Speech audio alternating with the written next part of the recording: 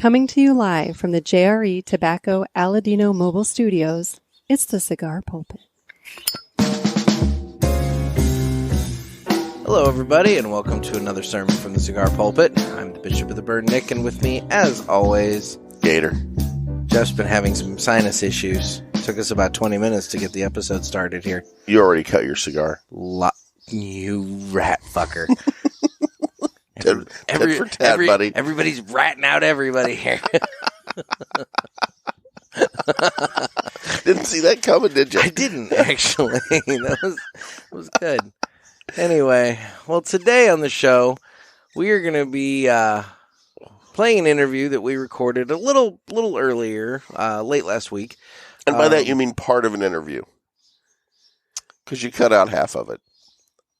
We're going to be playing an interview with Corey Frisbee. He's a tobacco broker from... Corey, I don't know how he cut it out, buddy. I don't know, but he did. Weston, Missouri. And Corey is growing his own tobacco out there. So, he is. So aside from, sponsoring or repping a number of brands, cigars and everything, he's doing the tobacco as well. So we're going to talk to him about what all it takes to grow tobacco near Kansas City, Missouri. Yeah, but first, we're going to be to cut. Yes, well, we're going to be, lighten and I've cut. I did prematurely cut. It's true. I had a brain fart and prematurely cut. It's true. I watched it go down. It's the first time. And I wasn't going to bring it up until you had, just unprovoked. Oh, it wasn't unprovoked. It wasn't unprovoked. It was straight up just like you just kept snotting in the microphone every 20 seconds. I'm all stuffy this morning. It wasn't even that. You want to know what it was? You want to know what made me decide to do that? No. Avert your eyes. I'm going to pee. And then I hear the sound of your piss hitting the bottom of a plastic Starbucks cup. I wanted you to look at the color. Because I'm really worried that something's wrong with me. You really need to go to a doctor. You saw the color that I showed you yesterday. Yeah, it looked like maple syrup. That was not... You were over for the fourth, and I was having you analyze my urine. Unsettling, to say the least. But anyway, yes, you need to see a doctor, dude. That's not healthy. And you need to drink a lot more water. You were so dehydrated. But I don't feel dehydrated. Yeah, well, you feel tired? Always. Well, then maybe that's part of your problem, dude. Well, it could be. Yeah. I don't know how much more I can drink. You know me. I drink all the time. You drink coffee. And tea. That's not like There's same. water in those. But that's not the same. Yeah, you need to drink more water. Anyway, so today it's Smoker's Choice since we, interviewed Corey and everything like that. So today I will be smoking a Casa Cuevas Habano. And I am going to be doing a Leaf by Oscar. All in honor of Corey being on the show. Connecticut Leaf by Oscar. Oh, what did I say? Well, Connecticut Leaf by Oscar. Well, yeah, right? exactly. That's what I thought. It's the only one I smoke. They come in a variety of different. But it's the only one I pick up and smoke. Okay. I have done a Maduro. I have done that, but the Corojo one's pretty good. It's only because they were out of Connecticut, and I had to pick. The Corojo one is pretty good. Oh, and the Sumatra. The Connecticut's my go-to. I don't know if I've ever done the Sumatra. Is it? Have you had it? Yeah, it's not bad. Spicy? Not particular. You know my palate. Would it be too much for me? No, I think you'd be fine. All those Leaf by Oscars are really smooth. Yeah. So. Well, that's why I like it. Yeah. It's just a nice, smooth, shade-grown Connecticut. And, it's one of my go-tos. I keep it in the humidor. There you go. You know the other thing I like about it? What's that? I can tell if it's under-humidified. Because of the wrapper. Because of the outer leaf wrapper. If it's brittle, I know that I need to put it back in there and let it, marinate with the Boveda packs for a while. Well, there you go. Well, how about we go ahead and prep the cigars here and mine, yours. Yeah. So anyway, hey, I don't want to hear it because as many times. This is the first time I've done this and accidentally cut before we even got going. Yeah, you just got ahead of yourself. I did. It was bizarre. But I just want to point out that was the first time I've done that. But you've prematurely cut a couple of different times. I do it openly. Yeah. Yeah, exactly. You flaunt it. Exactly. I feel ashamed about it. You flaunt it. Here, let me use my perfect cut from Riverman to get us going here. Oh, well, you ready? Okay. Well, all right. Well, the cut is brought to us by Riverman Cigar Company of Crestwood, Missouri. our man Dan over there, he had a good selection of cigars for you guys for the 4th of July. Hope you guys took advantage of it. He had those Camacho Liberty Series, the 2021 Liberty Series. I saw those when we were there the other night, And he was smoking a couple of those on the 4th, And I'll tell you what, guys, he's got a bunch of other really good cigars that you need to hit up over there. He's got the full line of Aladinos, including that, assuming he still has some left. I haven't been over there for a couple days, but he had those Torpedo, the new Corojo Reserva Torpedo, the limited size on that. He's got the full line of Martinez cigars, including the Bishop and the Gator, so you can get your official cigar pulpit cigars over there at Riverman Cigar Company. He's got the Oscar line of cigars. He does. He has a bunch of Oscar Valadares cigars. Yeah. And guys, I'm telling you, you're going to want to go to Riverman. You're going to want to get a couple cigars, and you're going to want to hang out and talk to Dan, talk to Cindy, talk to John. Our man John. Our man John. We should call him Little John. Well, see, I was going with Big John. Yeah, but I was doing that Little John, You were doing the irony thing, yeah. Well, but also Robin Hood. Exactly. Okay. I'm impressed you knew that. I know Robin. Okay. No, I What's your favorite Robin Hood movie? Probably the Disney one with the fox. I hate to admit it. I like the Kevin Costner. You just like looking at Kevin Costner's butt when he's like bathing in the river. No, that's in Dances with Wolves. I'm pretty sure he does it. Does he does it in there too? He must be proud of that ass. I mean, he's naked in Dances with Wolves. Tell you what, if I had an ass like that, I'd be proud of it too. But I don't. Is it one of those bounce a quarter, come back 50 cents? Nice. Anyway. He's good in Yellowstone, too. So go over there and talk to our man Dan at Riverman Cigar Company. Sorry, Dan. And, hang out, have a nice cigar, and say hi to the crew. So, and by the way, if you're not in the St. Louis area, but you need some cigars. You don't have your own brick and mortar. You can give Dan a call, and he can get a box of cigars sent to you right away, because he does do mail order. So that's Riverman Cigar Company of Crestwood, Missouri. And with that, it's time that Jeff goes ahead and cuts his cigar. There we go. All right. Well, Jeff's cutting his cigar there. And we're going to get on with this. Yeah, for the life of me, man, I was just sitting here. I was getting the board all set up and everything. And you were ready to go. Got my cigar going. And next thing I know, I'm cutting it. And I'm like, and as soon as I did it, I was like, shit. And of course, I'm sitting here just grinning. I know. It's like, well, I know what you just did. Nick just did that. So, well, do you want to jump right into the Corey interview? Well, why don't we go ahead and light up the cigars? But yeah, while we're lighting up and everything, we'll go ahead and jump right into the Corey interview. Full disclosure, and I want to give Corey credit for this.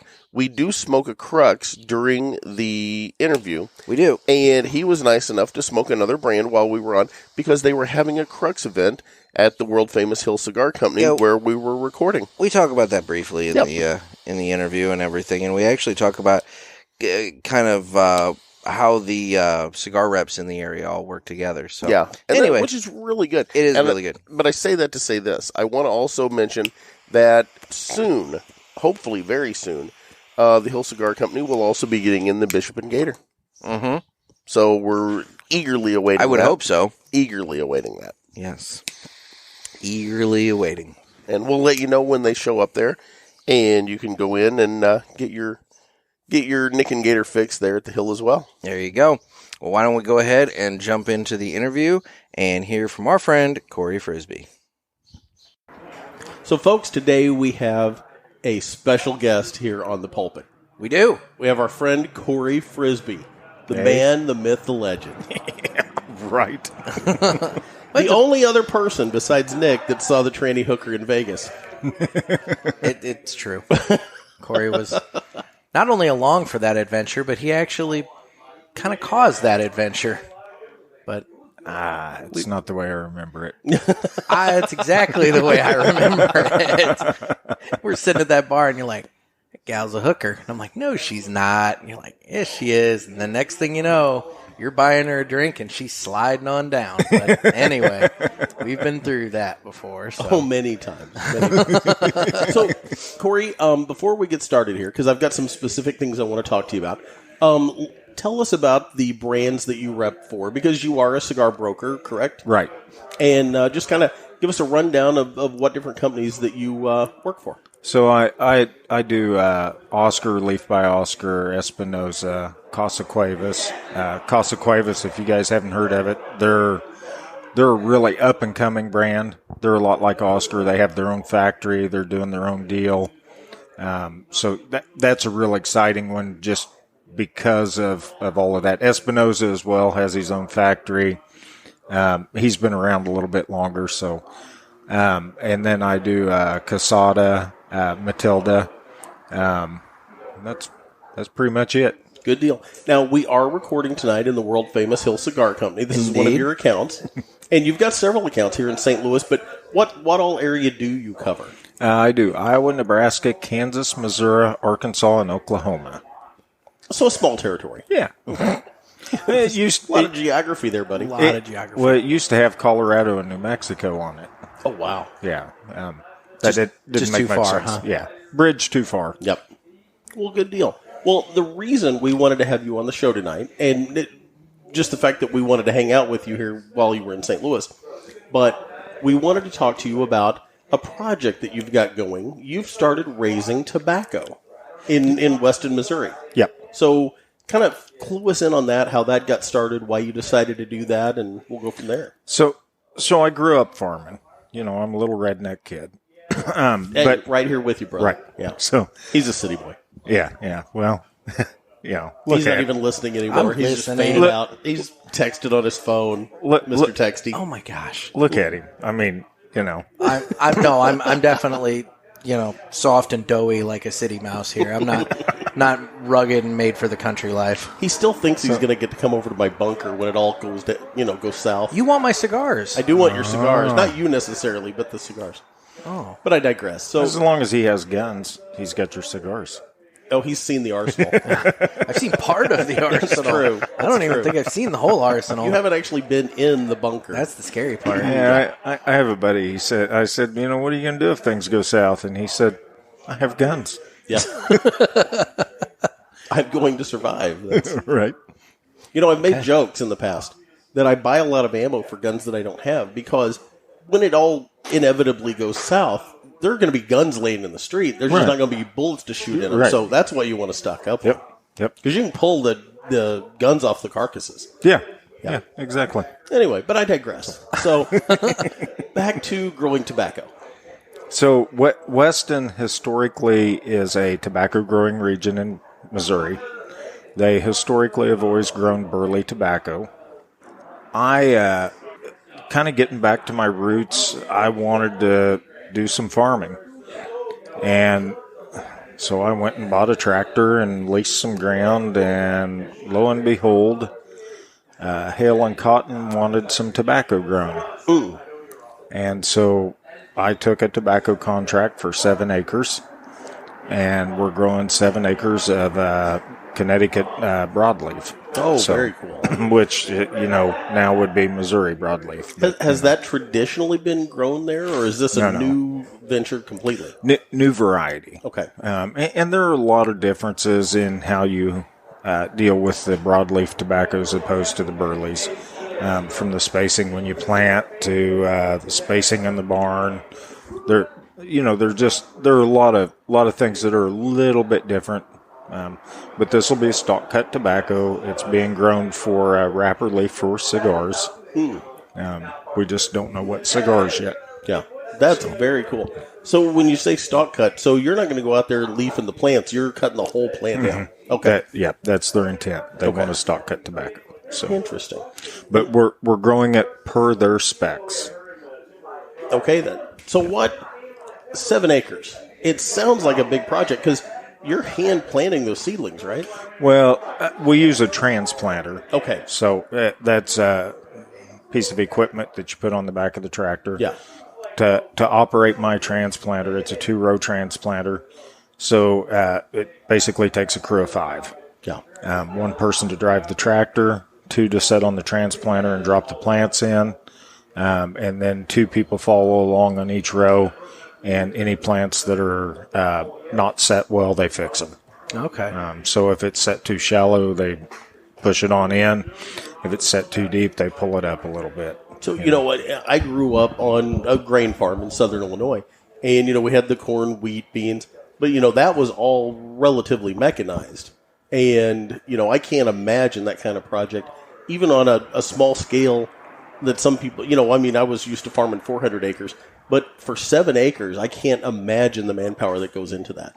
Yeah, and it's not that bad. It's a lot like having a hobby.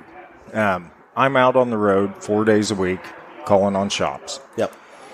Okay, some people have race cars, some people have motorcycles. Those are their hobbies, right? They go home, they go enjoy those things. I go to my tobacco field. And so when you started, because I've seen the tobacco seeds, these things are tiny. Yeah. And you're basically planting each one of those, in like a little cell, I guess it would be. Right. Yeah. So you have a styrofoam tray. It has 244 cells in it. You want one seed in each cell.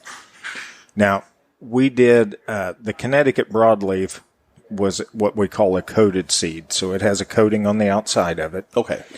And we have a machine that has 244 holes that match the cells in the tray exactly. And you hook a vacuum to it, and you dump the seeds across it, and one sticks on each hole. And then you turn it upside down, shut the vacuum off, and the seeds all drop in the cells. Boy, that is a lot different than, because I've done the cells before, Yeah. For tomatoes or whatever I might be growing. And that's a lot different than putting one in each cell by hand. So you can do that in about 30 seconds and plant a tray of tobacco. Now, I also planted some Pennsylvania broadleaf that was not coated seed. And that was the video you had pulled up. A little more of a challenge. Yeah, it looks like dust. I dumped the seeds in a white bowl. I got some really high-powered reading glasses, put them on my head. Wow. And I sat there and scraped one seed into each cell. And it took me about 6 hours to plant 10 trays. Wow. Yeah, So, that's the way I'm yeah. used to doing it. So the machine you had with the vacuum sounds like it would be a godsend. It is. So how many trays did you have to do 7 acres of tobacco? Well, so I was doing 5,300 plants per acre, basically. Okay. So you do the math. I don't know how. Nick, you want to handle the math for us? No. I'm not a math guy. So a lot. It's a Yeah.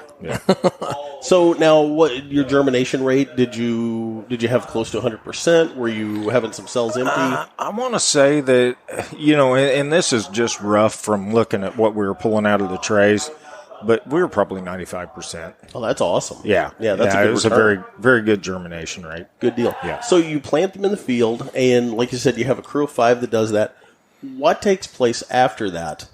Now that the seedlings are in the ground, what's next? They grow. Okay. You hope. By the way, that's either gunshots in the background or I hope fireworks. Fireworks. But it's I can it's the see hill them in blowing St. up. Louis. It could go either way. Yeah. So it grows. Are you dealing with any kind of pests or anything? Or Yeah, so you have aphid, you have tobacco worms, so you have a lot of pests.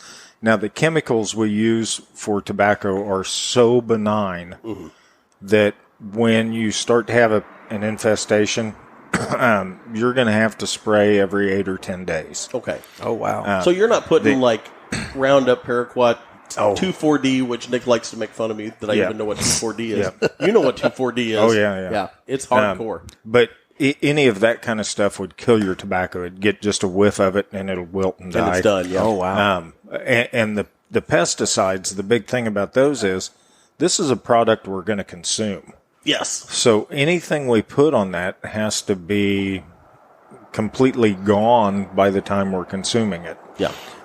So the half-life of these chemicals, I always tell people, it's kind of like putting pepper spray on your tomatoes. Yeah. You get a rain, you better go spray it again. Yeah. So that's the kind of thing that you're dealing with. And so when you're growing tobacco, you're constantly in the field. So let's see. I don't know if I can explain this to guys, but I sent a text message out. And one of the jokes is that I go out and name all of my tobacco plants individually. Because you're in the field that much. Yeah. So, Well, this has got to be a labor of love for you. oh yeah, I love it. Yeah. But so I took some pictures of some individual plants and I sent them to the guys at Oscar's warehouse. I sent this text message to Oscar, Alvaro, and Leo at the warehouse. One plant I named Oscar. Nice. The next plant I named Cicerone. And the next one I named Leo. Oh, that's funny. So Oscar is a nice, healthy plant. Yes. Yeah. Growing well. Cicerone is a plant that has a bloom on it already. It's a plant that got overstressed, and it's Artistic. It's trying to throw seeds, you know. Yeah. So, but artistic. Leo is a seedling that is wilted. Nice. But anyway, that's the joke. You know, you get to know your tobacco so well that you name them all. Yeah. One of the other guys in the area that grows tobacco, the people in town claim that he goes out and sings to his tobacco every night. I do that in my organic garden. Yeah. Yeah. It drives the neighbors nuts. They hate it. You also go out naked into your garden. True that. I've seen that picture. I've got, 6-7 years of those running now.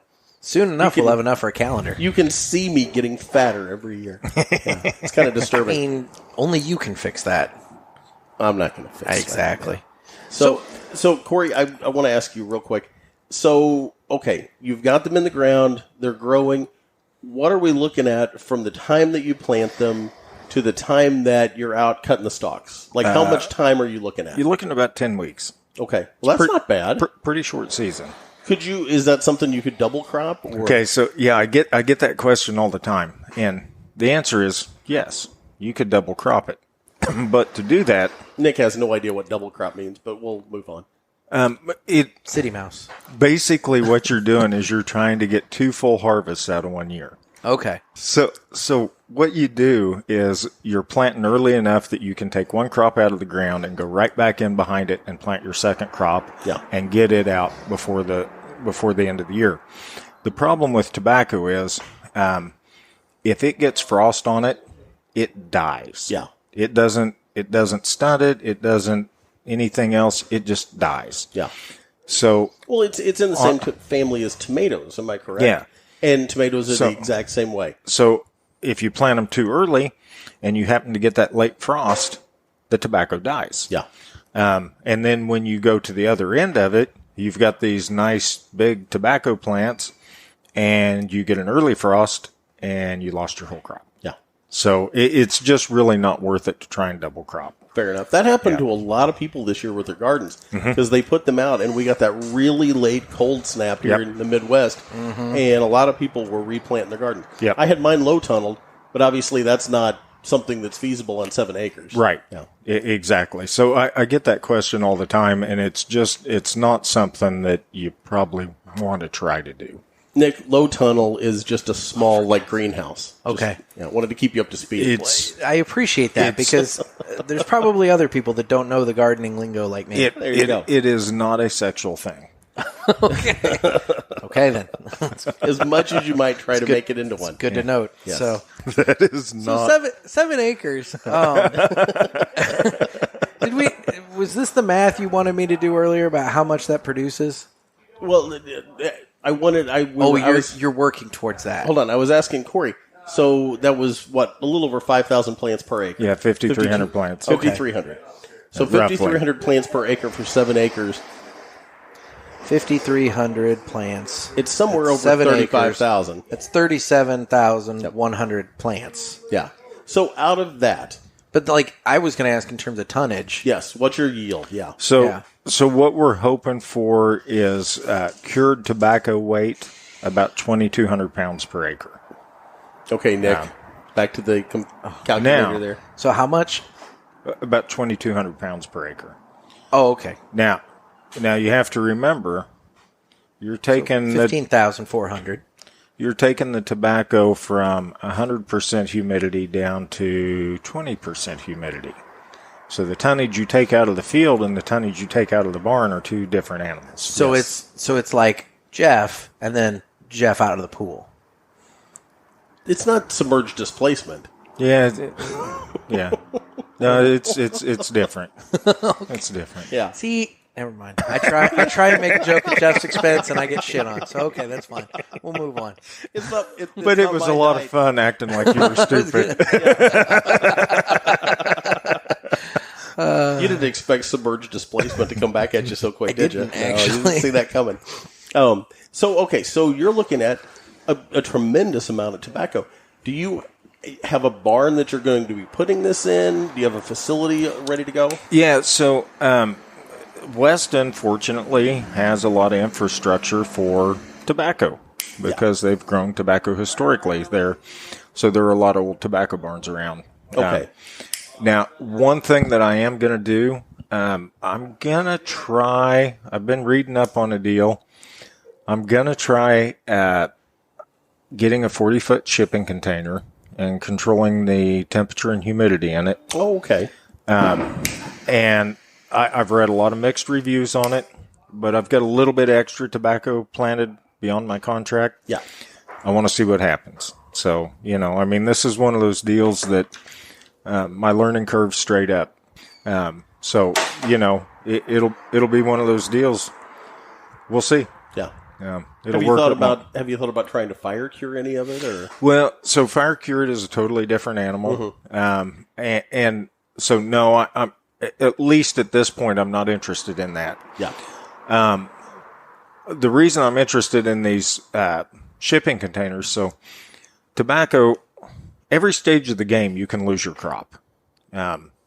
So it's So just because you got it out of the ground doesn't mean that you're good to go. that's right. You get it out, you get it hung in the barn, you can lose your crop. Oh shit. So if the temperature gets too high and the humidity gets too high, the tobacco will suck the moisture out of the air and try and grow, and it will cause it to rot in the barn. Oh man. So, every step of the way, you can lose this crop.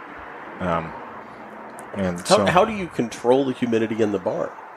well, you can run some some propane burners and light little fires to try and take the humidity out of the air, but the old-time farmers up there will tell you none of that shit works. It's just got to work out right.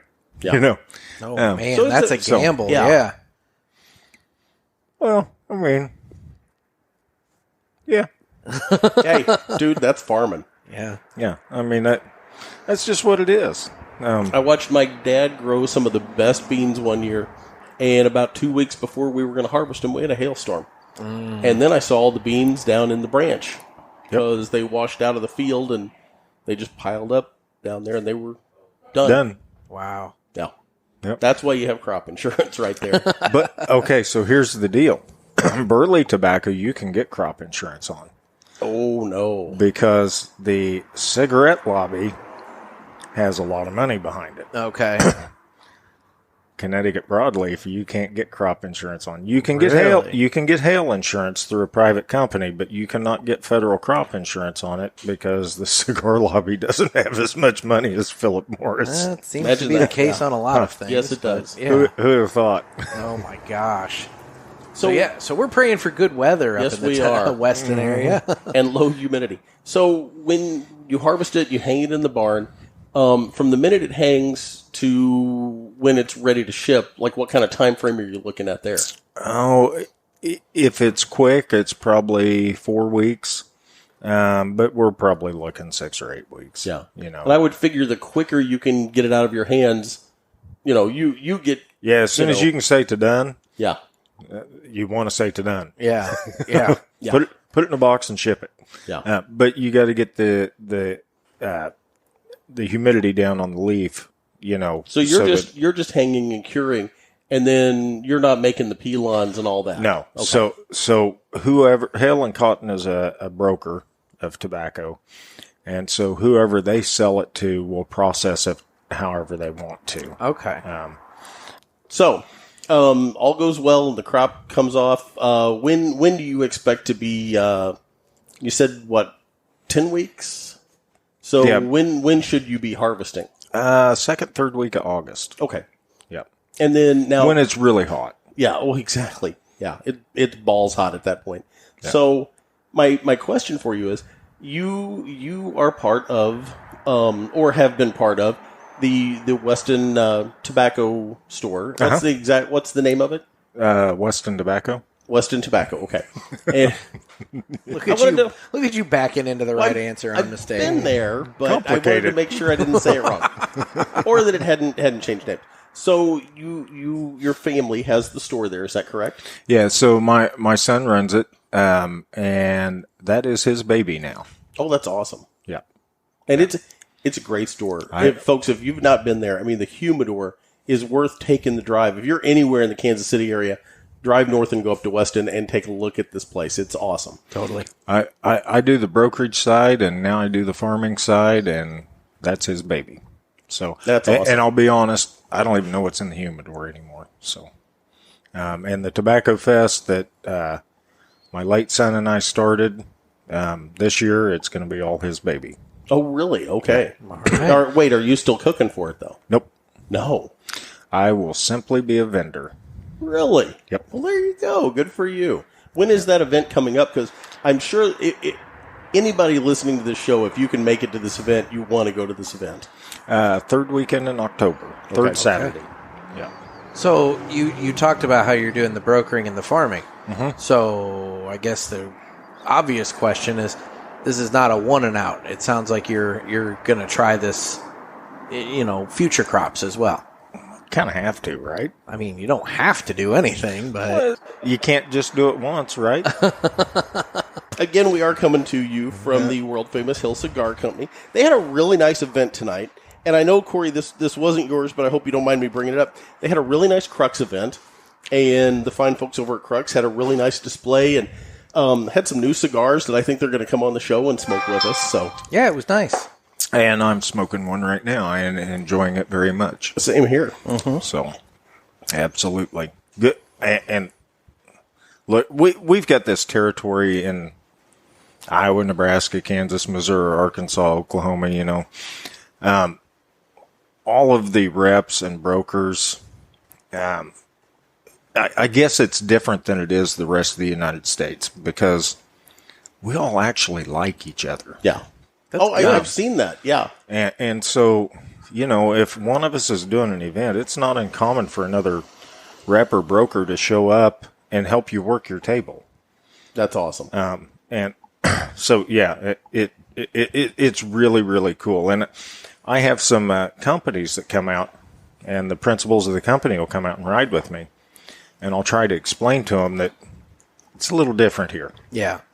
And so I had one guy, Luis Cuevas. Yeah. And Luis is one of the greatest guys in the world. For one, because I have a lot of problems with Spanish pronunciation or pronunciation or however. A little English too. Yeah. Well, it's my second language. Yeah, there you go. But anyway, so I spent 3 days mispronouncing his last name as I introduced him to people. And we'd go out to the truck and I'd be like, I fucked it up again. And he'd be like, uh-huh. he'd just start laughing. Casa Cuevas. Dude, I can't even remember what I was saying, but it was something different every time, That's awesome. And I'd be sitting in the truck before we go in, and I'd be like, Cuevas, Cuevas, Cuevas, Cuevas, Cuevas. And he's looking at me like I'm an idiot. And I'm like, Cuevas. I'd go in and introduce him, and I'd screw it up again. And so, but anyway, Luis, he after the first shop, he's like, wow, people here are really nice. Yeah, you're right. And then second shop, he's like, you're really right. And then pretty soon he says, this is the weirdest thing. He says, I've been out on the road with a lot of brokers. And he said, I can count on one hand how many times a cigar shop owner has given me a cigar. And he said, every shop we've gone into, your cigar shop owner has given me a cigar. Yeah. He's like, I'm supposed to be giving them cigars, which of course we were. But the shop owner's like, hey, have you ever tried this? And he'd be like, no, I haven't. And they'd be like, here, Well, have here you one. go. Try it, you know. And the brokers are the same way. You know, it's or reps, you know, whether they're in-house or whatever. We run into each other in cigar shops, and we trade some cigars, and we laugh, and we kid. And, I mean, if we go into a shop and the shop's upset with them, when we will leave that shop, we call them and say, hey, you need to go call Joe or whatever, you know, whatever, because something went wrong. And I know these guys. They know me. We don't treat our shops like that. Yeah. You know, we want to take care of them. Yep. And so if somebody's upset with them, you want them to know, you know, hey, go spend some time there. Take care of them. Something went sideways. You know? Yeah. So how has the brokering been now that the whole COVID thing is kind of passing by and things have gotten pretty much back to normal, And I guess, hopefully in a stays whole lot that of places. way. Yeah. COVID. Yeah. What is this COVID you speak of? What is this thing? It's the thing that totally nuked the world for about a year and a half. But anyway, Probably gave you time to start thinking about growing tobacco. he was playing with chickens is what he was doing. I was growing chickens. I was tilling ground. Yeah. Yeah. He went all farm boy. I He like did. So I went redneck, yeah. it. Yeah, Corey, no offense, man. You didn't go redneck. And that's, you know, it takes one to know one, but yeah. Fair enough. You were right there. Yeah, fair enough. No, I mean, you know, it's pretty much back to the way it was. I'll tell you honestly, I see more remnants of the COVID in St. Louis than I do anywhere else in my territory. Really? Yeah. Wow. I'll see more people here with masks on and everything else. Well, and the media's got us a little scared here because of the Delta variant. And apparently it's really big down in, I guess, Branson and Springfield, Missouri right now. So, I was down there last week. oh, thank you. Oh, great. Yeah. Well, and we're in the hot box. That's awesome. Yeah. We Sorry, referred too to- soon? No, I thought it was really good. We've referred to the hot box here. There is a little smoking room that is great in the winter, but we came in here to record, so We didn't have outside noise. exactly, yeah. And the phone goes off. No, we came out here because they were having the event and the place was hopping, so we came in here to record, and it's a good 30 degrees warmer in here than it is right outside that door. Yeah, it's nice in the wintertime, but It's great in the in wintertime. the summertime, it's a little hot. Yeah. So, Corey, dude, we love you to death, and we're so glad to see you. It's been so long It with is. COVID. It's nice to see you, buddy. Yeah. Yeah, you too. Well, we're trying to save up our scratch to come out to Weston, I mean, the Tobacco Festival. There's a for that. Again, as we finish up here, what week did you say that is? Third Saturday in October. Okay. Guys, mark your calendar. Is there a site or social media they can go to look for tickets? WestonTobacco.com, I think, has it on there. Okay. And they can call the shop, and they'll mail them out to What's the them. number there? Do you have it offhand? 816-386-4086. There you go, guys. perfect. You don't want to miss this festival. It is a lot of fun. You really don't. And it is a sold-out deal every year. So it generally will sell out by the end of August. Okay, so jump on it early. Yeah, we want to put in for 2 tickets, so we want to make sure we can go. That's easy. Yeah, we want to make sure that happens. Well, Corey, buddy, it's been fun. Yes, Has it it? has. Has it? It has. It has been fun. So Well, we really want to thank Corey Frisbee for coming on with us. Definitely. I do want to point out, the interview doesn't seem near as long as it was the other night. Well, you know, there was some selective editing that needed to take place. Yeah, it's probably for the best. Well, you know, there were just some conversational topics that came up that was, you know, Corey doesn't have a filter. friendly between us. Yes. Yeah. But Corey has no filter. hmm It's almost one of those, what's the old saying? No F's were given. Oh, Corey gives no F's.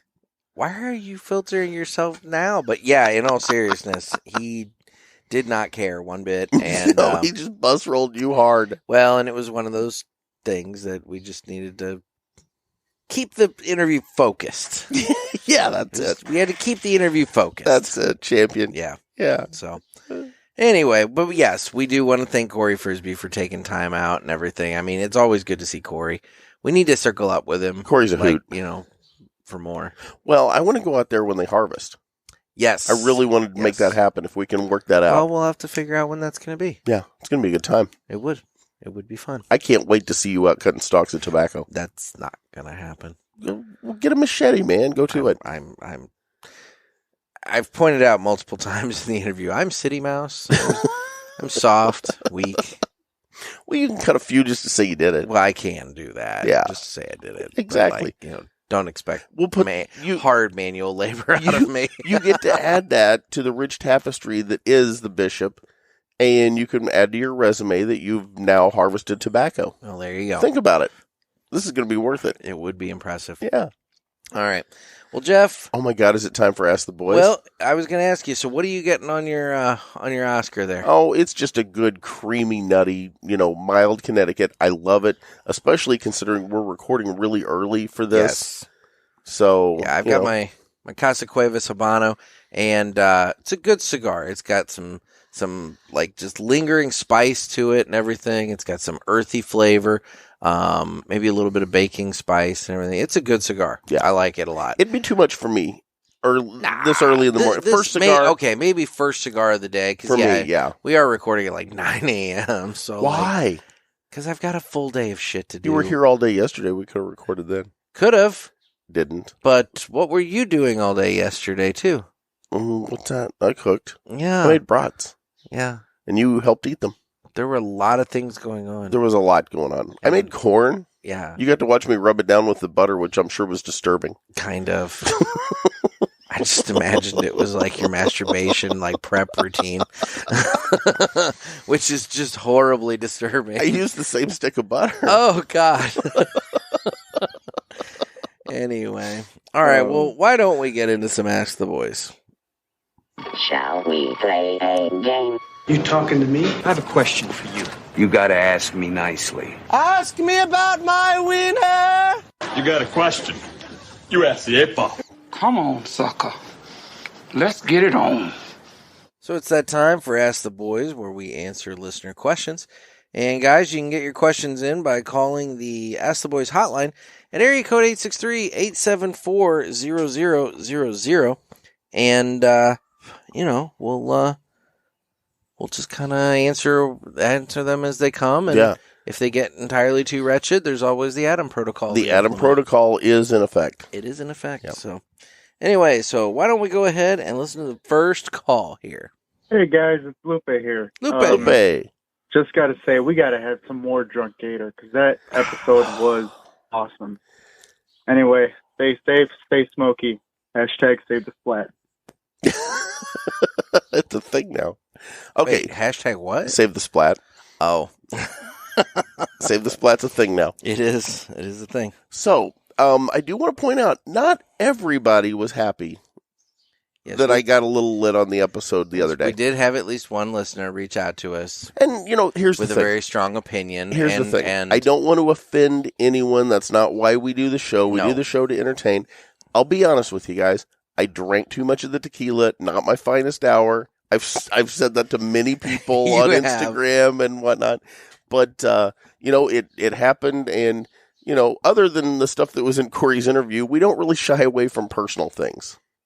Typically not. Yeah. Yeah. And it was one of those deals where, it happened on the show. Am I proud of it? Not necessarily. That's one of the, you can count on one hand the amount of times that I have let alcohol sneak up on me like that. And actually, that may have been one of 3 times in my life that I've ever been drunk. I'm trying to think. I don't think I've ever, in the 7 years I've known you, I don't think I've ever seen you that intoxicated. Yeah. The only other time you've ever really seen me drink to any extent was, again, that night that we were out at the campfire over at Wren Lake. Yes. And that wasn't, there wasn't much alcohol there. Well, no. I mean, that was more Kool-Aid. We did watch our friend Dave, though, reach into the fire. Annihilated. Yeah. He drank an entire bottle of whiskey by himself and then reached in the fire and picked up a flaming embered log. Yeah, the logs had shifted in the campfire. One rolled out. And he just picked it up and dropped it right back in the fire like it was no big deal. And it's like,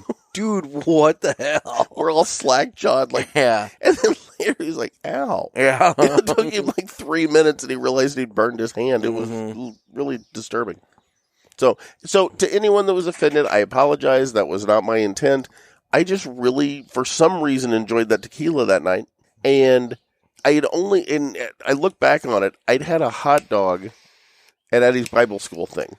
That's the problem. You had nothing on your stomach. I had nothing on my stomach, and I got loopy. And, I admit it freely, but I apologize if you were offended. If you weren't offended and you really enjoyed it, don't get used to that, because I don't plan to do it again. Yeah. Yeah. Well, and that's the other thing about us with the show. I mean, in the grand scheme of life, you could, as you point out, count on one hand probably how many times you and I have been intoxicated on the show. Yeah. I mean, you had this. I had the time at the smoke pit where I didn't really talk. I just shut down. Yeah, you got to where you just couldn't formulate a thought. Yeah, and I just kind of was like, all right, I need to just back away from this. And again, I saw you down in Tampa. Yeah, but we were in the hotel bar. I was going to say, we weren't recording then or anything. You were having a good time, and I poured you back in the room. And I was the stone cold sober one. I was babysitting you. And kind of like you were babysitting me the other night, except you'd never got me a Big Mac. They weren't open. The McDonald's is closed by 10 p.m. because of staffing issues with COVID. So you could not get a Big Mac. Yeah, I was really disappointed. Yeah, so... But anyway, so Lupe, we appreciate it, but yeah, that's probably not going to happen. Not anytime soon. So, all right, next up, we have another caller. What's up, guys? It's Alan from South Carolina. Alan. I got a question and a comment today. Question being, you could smoke one wrapper leaf on a cigar for the rest of your life. What would it be? I'm rolling with the Mexican San Andres. There's something about that dusty, sweet earthiness that I love. And my comment would be, Teddy, a.k.a. The Smoking Gorilla on Instagram. My name is also The Smoking Gorilla on Instagram. And I formally petition, stop it, Teddy. You're misrepresenting. I don't like it. Whatever comes from that comes, I almost forgot. Flaps up, baby. Oh, my God. We got a fight between Teddies. Uh-oh. I wonder who has the copyright paperwork. Uh-oh. Yeah. This is going to end poorly. That's going to get awkward. So the question on the table, though, let's get back to the question here. The question on the table is, if we could only smoke one type of tobacco wrapper for the rest of our life, what would you roll with? Everyone I know knows. For a full fact that for you, it's Shade Grown Connecticut. It is. I know that. There's no question. That was no question at all. I mean, here we are in Smoker's Choice, and that's what you went with. Exactly. Yeah. When I blended our own cigars with Martinez, Shade Grown Connecticut. So there's a reason, because I like it. Now, I might throw you off for a minute. Uh-oh. My palate is shifted. Uh-oh. So, when we created the Bishop and the Gator, I have a Mexican San Andreas wrapper on the... which is good. I had one a week and a half ago, yeah. It is good. It's really good. But you know what I've been smoking a lot of ever since that cigar What's that? came out? And I feel a little awkward pointing this out, given the fact that is my cigar. And don't get me wrong, I love it. I love everything about it. But I'll tell you, I've been smoking a whole lot of Habanos. And I have come to really appreciate the Habano, because the thing with the San Andreas and the Maduro and everything, man, sometimes you get it and it's really good. And other times you get it and, like, if it's just a hair off in terms of the humidity level, it'll crack real easily. And just, I mean, there's just all kinds of things about it. And I guess you could say that about the Habano too. But realistically, I have been all about the Habano lately. Now, I will say my close second choice, and it doesn't overtake the Connecticut, because it's not a cigar that I smoke daily like I would the Shade Grown Connecticut. But I'll tell you, that Cameroon from JRE. Yeah. Yeah, it's and by the way, they are a studio sponsor. Yeah. The JRE Aladino Tobacco Mobile Studios here. But that's a close second behind the Connecticut for me. So just to throw that out there. If you guys haven't tried that Cameroon, oh man, you need to. I would say, that's fair. That's fair. Because you do smoke a lot of those Cameroons. I do. They're coming up quickly in their rotation. And you know what? And it's a very, I don't want to say soft, but it's a very, like, smooth, easygoing tobacco as well. So I could see that being an alternate for you to the shade-grown Connecticut. Absolutely. You know, it's not something that's going to come along and kick you with a bunch of spice and everything. Oh, man, though, I'll say this. That Aroa Corojo, you know? But I'd have to get... But I'd have to get, like, very specific and get into the Aroa Corojo. Yeah. Because... Dude, I mean, and I'm not going to get into who, but there are some cigars out there that are labeled Corojo, but that is not the Aroa Corojo. Yeah. And it's just not the same. Yeah. Still has some spice to it and whatever else, but man, you know, you get the stuff that Justo over at JRE and Christian over at CLE use, and it's just so much better than absolutely, than what you're getting in other places. Yep. And I won't like specify who, but you know.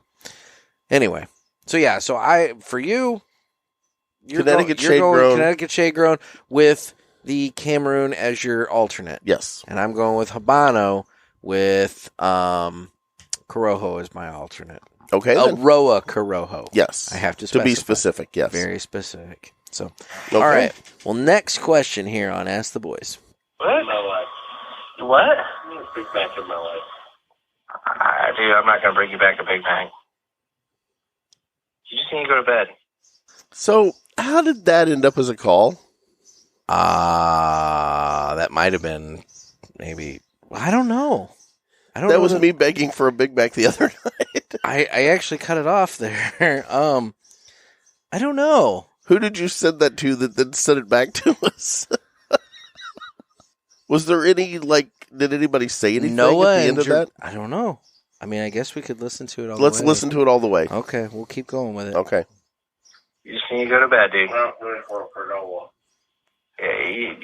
you're pretty much done with it. Very little there. Let's still go serve cigars. I mean, you probably should just go to bed. That's a good idea. It was a good idea. In hindsight. You're a Big Mac. You don't need a Big Mac. Big Mac with lots of ketchup. There's no ketchup on a Big Mac. No, but it's good ketchup. Okay. I like ketchup on my Big Mac. Okay.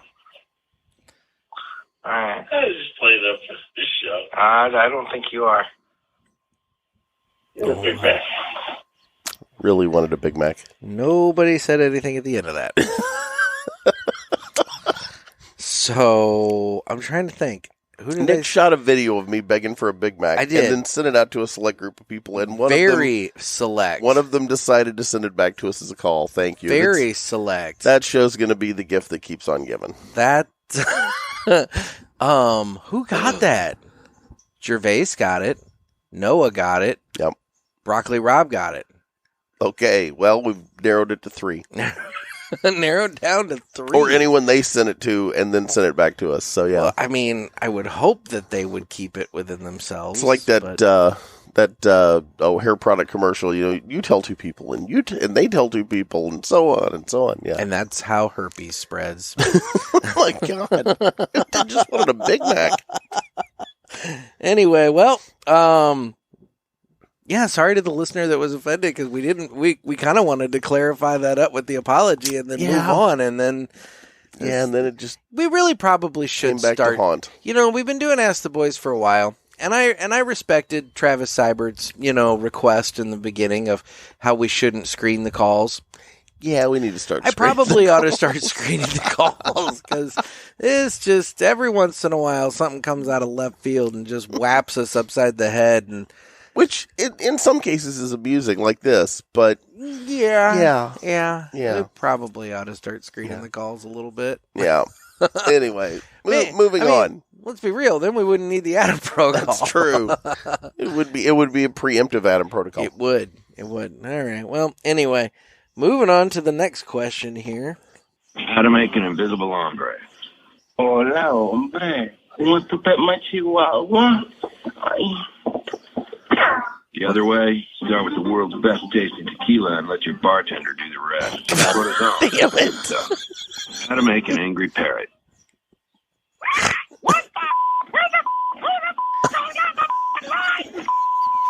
The other way, start with the world's best tasting tequila and let your bartender do the rest. Go to zone, the good stuff. What is How to this- make a snake bite. What is wrong with you people? The other way, start with the world's best tasting tequila and let your bartender do the rest. Go to zone, the good stuff. I want to point out that was a different caller. That was an area code 203, and the first one was an area code 715. These are completely different callers that decided that was going to be a good idea, and I'm amused. I don't want to lie. I'm amused. I'm definitely amused, but holy shit, This is a thing. Dude. Yeah, it's a thing now. Guys, I'm looking at Jeff, and he's sitting there with a smile on his face, but it almost looks like he wants to just punch me. It's not my fault. I didn't make you drink anything. No. Anyway. You bought the bottle, but all right. It was smooth, I'll admit. Yeah. I'm going to shy away from it for a while now, but Well, I still have half a bottle of it. it's true. Yeah. It's true. Just keep that to yourself. I will. Yeah. I will. All right. Well, moving on to our final question here. I don't need any hair of the dog. I hope to God this is an actual question too. just Ask the Boys has been really weird this week, and quite frankly, I just need a question, because otherwise this is going to be a really short episode, guys. I mean, this is going to be a short one if we don't get a question here. Hey guys, it's Adam here. Oh God, Long-time caller, first-time listener. I've got a question that maybe you guys could answer. It's more of a question towards Nick from My Monthly Coffee or Fucking Good Cigars. Get whatever the Adam it's called. I protocol can't ready. remember. Anyhow, as a fellow Northeastern Ohioan, just like Nick, I was curious if maybe he had an actual shop other than just an online shop. Kind of wouldn't mind, if he did, swinging through and seeing what kind of fucking good cigars he's got, and maybe signing up for that My Monthly Coffee subscription. So if you guys could, answer it, maybe just give me a call back. I'd really appreciate that. I'm not going to give you my phone number, but, just give me a call back whenever you get a chance. Have a good week and a weekend, and talk to you guys later. Stay smoky. Bye. So our buddy Nick Gervais does not have a brick and mortar, but if you message me privately on Instagram, I'll just send you his home address and you can run by and say hi. There you go. Just knock on the door. Hey, can I check out what cigars you've got? Let me see your coffee selection. No, you're right. He does not have an actual brick and mortar. He just has he has a couple of websites. He's got mymonthlycigars.com where you can get cigars from him, including the subscription box. And then also he has fuckinggoodcoffee.com where you can sign up to either get a subscription of the coffee, or you can purchase whatever kind of coffee you want to buy from him. Exactly. This would be a good time to go ahead and say, what is My Monthly Cigars? My Monthly Cigars is a premium cigar subscription service where you can get a box of cigars sent to your door every month. We get the El Presidente, which is 8 cigars for $50. It's 2 of everything that's in the Robusto box, which is 4 cigars for $30. So if you're doing like we're doing, where the 2 of us are both smoking the same thing and, maybe talking and comparing out and everything, maybe you got a buddy or something like that, the El Presidente is a pretty good deal. But if you're just doing it by yourself, you can order them. You can always just order them, or you could just do the Robusto. It's up to you. Yep. But both the Robusto and the El Presidente are covered by the MSRP guarantee, which states that the value of the cigars within the box are guaranteed to meet or exceed the price of the box. If you use offer code PULPIT, PULPIT, that gets you free shipping on the first box, as well as 20% off any of the items in Nick's online store, where he's got cigars and accessories and other fun stuff over there at mymonthlycigars.com. Now, the one thing I do want to point out, Adam, if you want to circle up with Nick and sit down and just kind of chat and whatever else, I do know that Nick has a couple of lounges that he frequents up in his area and everything. He doesn't own them, but he does, frequent a number. I know he's got at least one, home shop, and then I know he's got a couple others that maybe he pops by from time to time. So it's one of those things, you can always circle up with Nick at a brick and mortar and just kind of talk to him about, cigars and coffee and whatever else. Life. Yeah. Yeah. So, have the lounge experience with Nick Exactly. Gervais. And then you can ask him all the questions you want. It's true. It's true. Be your own little private Ask the Boys. Exactly. So, but again, feel free to message me and I'll give you his home address. And I'm sure Nick appreciates that greatly. I'm sure he does. So, well, that's been Ask the Boys. That has indeed been Ask the Boys. So, guys, get your calls into us by calling the hotline at area code 863-874-0000.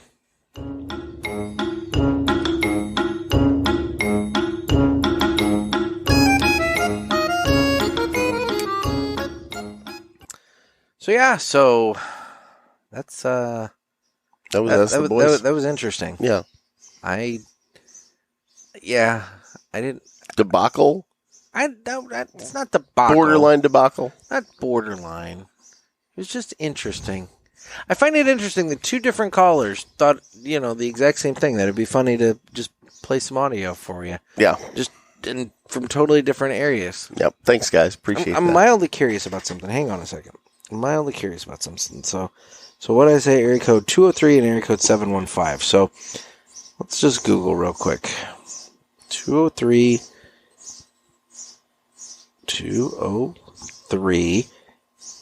area code is Connecticut. Okay. And the 715 area code is... We've narrowed it down, haven't we? I think I know exactly who that was. What town? It's Wisconsin. Okay, that narrowed it down. No, I'm looking your direction. I was say that was Wisconsin. Wisconsin. Yeah, I think it may have been Jerry Pulaski. It could have been Pulaski. That sick twitch. Yeah, I could easily see it being Jerry Pulaski. Yep. So Jerry Pulaski here. Jerry Pulaski. He's cousin Barry. Barry and Jerry. We should set up like some kind of fight with them. Get him in the octagon. Let him go at it. That would be funny. Yep. Or at the very least, a family debate. Yeah. Get them both on the show at the same time. I don't know. Points. I don't know. I don't know what the logistics of that would be, but it'd be pretty funny. Oh, Lordy. So, Nick, how do folks reach out to us on the socials? We are on Instagram at The Cigar Pulpit, as well as at Naked Gator, Nekkid Gator. You know it's my page. Then we're also on Facebook, where we have the Cigar Pulpit Parishioners group, and you can get in on that just by going over there and requesting to join. And, I don't think I've said no to anybody. No. I don't know why I would say no. No. But I keep it private so that, we have some level of anonymity. Exactly. But at the same time, I don't really say no to anybody joining. So, and then also over there at Twitter, YouTube, you can touch base through cigarpulpit.com. And then there's always the Ask the Boys hotline, area code 863-874-0000. So, Jeff, what are you getting on that Oscar Connecticut over there? The Leaf by Oscar It's Connecticut. been good and smooth. I'm only partway through it because, let's be honest, I would say we are recording bookends around the one interview, so we're not getting the full smoking time in on this one and everything. True. But yeah, it's always a good choice. It's a good pick. Again, it's a nutty cigar. Got a lot of, just really mild creaminess to it. Yeah. How about you? It's a good cigar. I have the Casa Cuevas Habano. Great cigar. The earthiness is kind of, as I'm coming into the halfway point of the cigar, the earthiness has kind of ramped up a lot more. The spice has kind of dropped down a little bit. Good cigar. I really like it. The guy, and you know what? We need to get Luis Cuevas back on the show. We do. He was so nice when we interviewed him last year. Yeah. And it was just really nice to talk to him. And I know they've got a couple of new things going. They came out with their own Patrimonio at TPE and everything, which, that'd be interesting to smoke that. I know at the time at TPE, the cigars were done, but they were working on the packaging. Yeah. I think he said at that point. Because, with COVID and everything, the box makers are just so far behind. Yeah. Just so far behind. That's why a lot of these companies have switched to bundles, which realistically, I could almost see as a cost-cutting measure. They maybe create a box for the shelf display. Yes. For the shops, and then they just send bundles as refills for that one box. Because let's be honest. I mean, I've got a stack of boxes in my basement. Me too. Yeah. And at a certain point, do you need another box? You're just going to take them out of that and put them in your humidor anyway. I mean, there's a number of people that are just geeks about the cigar boxes, which I get, but Well, and maybe if you want it in a box, you pay a $10 premium to get the box. Mm-hmm. That may be something that they work out. But yeah, it makes sense for the shops to have them for the displays. Well, and like I said, I don't mind buying a bundle. Yeah. I mean, the Leaf by Oscar. The Leaf by Oscar is technically a bundle cigar. It is. It comes in a bundle. It does not come in a box. So. But it doesn't hurt the quality one bit. No, I mean, it's an expensive bundle, when you think bundle cigars, you're thinking budget cigars, and the Leaf by Oscar is not a budget cigar. It's far from a budget cigar, not price wise, but quality wise. Yeah, well, it's about a $10 cigar. Yeah, that's usually around the price point. The price point. Yeah, it'll be somewhere between $9 and $11, depending on taxes. Exactly. So it's one of those things when you're looking at a bundle of those. I mean, 20 cigars, give or take? Yeah. You're talking $200-ish. Yeah. Dollars. So well worth it though. Good cigar. I agree. I totally agree. But yeah, so no, I know the packaging has been an issue, and I know that was not quite ready for TPE for the Cuevas crew. So I'd be curious to see what that's looking like these days. Well, and like you said, that may be the cigar boxes may end up being a casualty of COVID. I mean, it just may happen that way. I could see it. Yep. I mean, and again, it makes sense. It does. So it does. Well, coming up on the show, we have a couple of things that I'd like to do.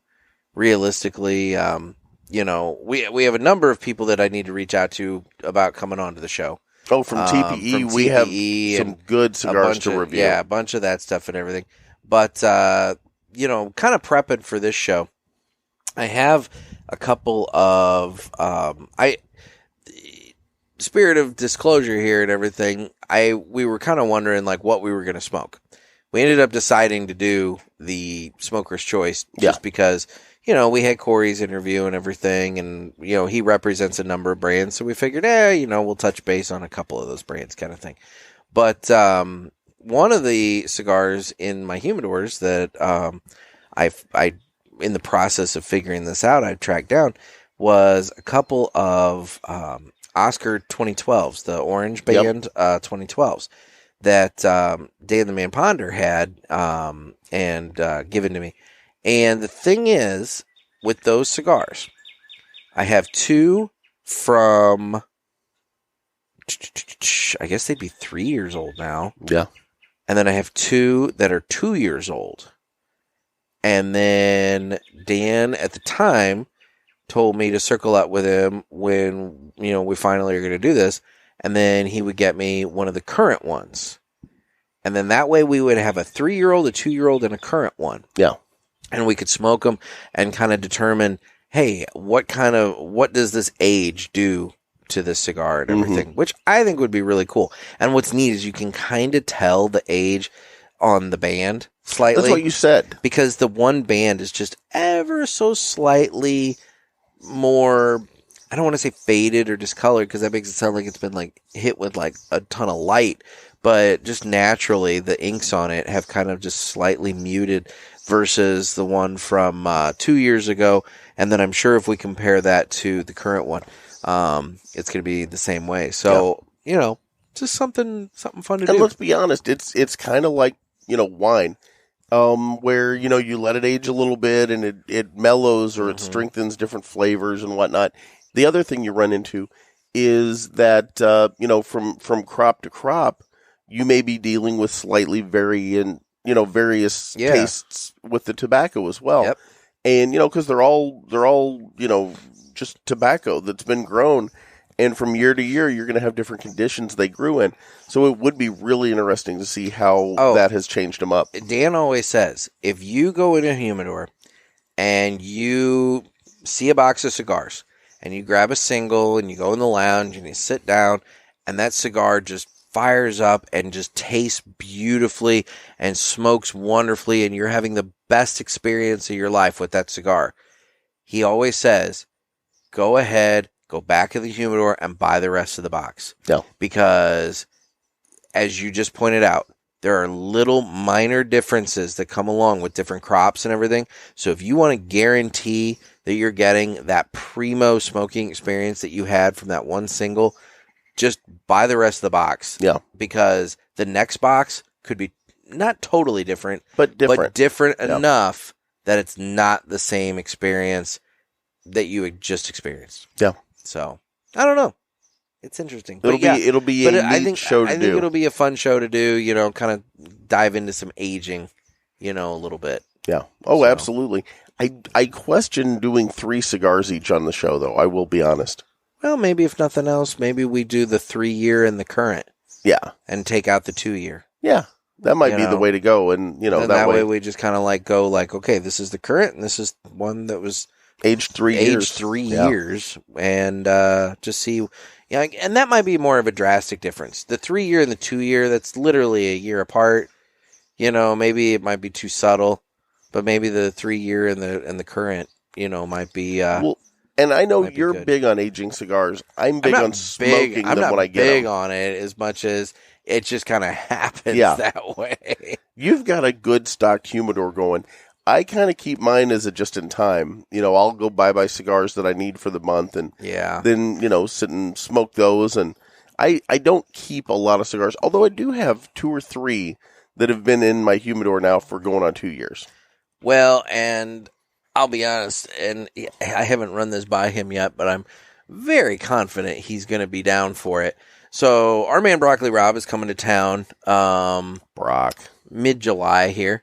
And 2 weeks. A couple weeks we're going to be hanging out and doing some stuff. And I thought about taking the opportunity of having him in town and everything to have him help me kind of organize up all of my cigars a little bit so that I can kind of get a better assessment of what I'm sitting on and, kind of see what's what. So, I'm sure he won't mind, diving into my humidor and various Tupper doors. To throw out a little shout out to the Authority, the Cigar Authority, who we love. We do.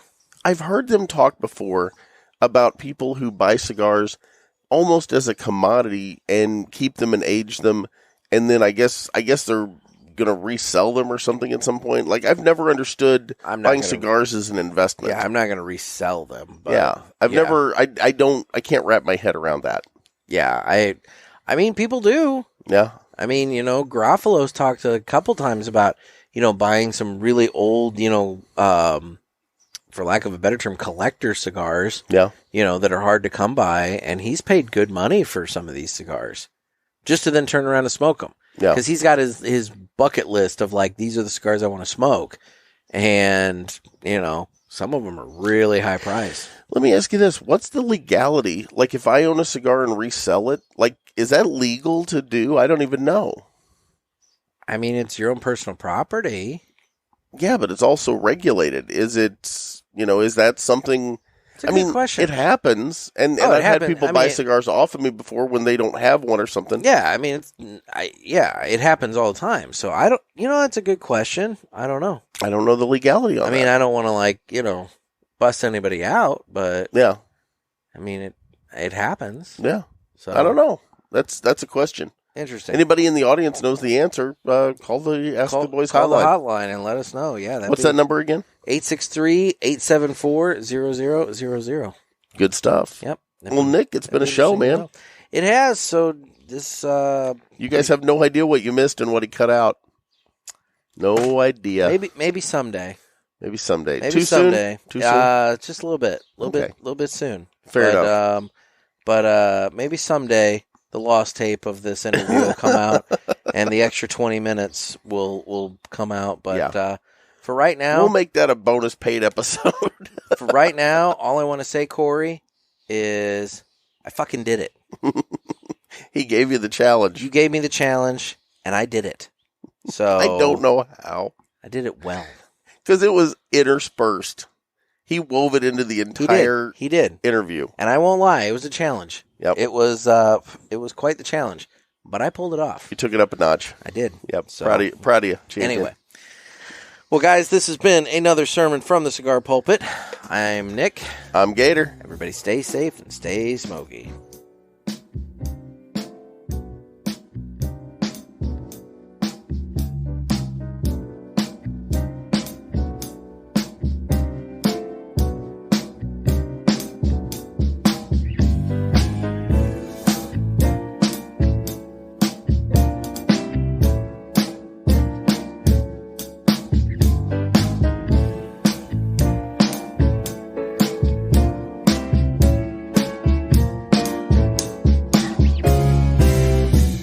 Dude, it's 10:22. I probably need to be heading out so you can start your day drinking. I think we did a pretty good job convincing everybody that There's no day drinking. I think we did a pretty good job convincing everybody that you're not a raging alcoholic.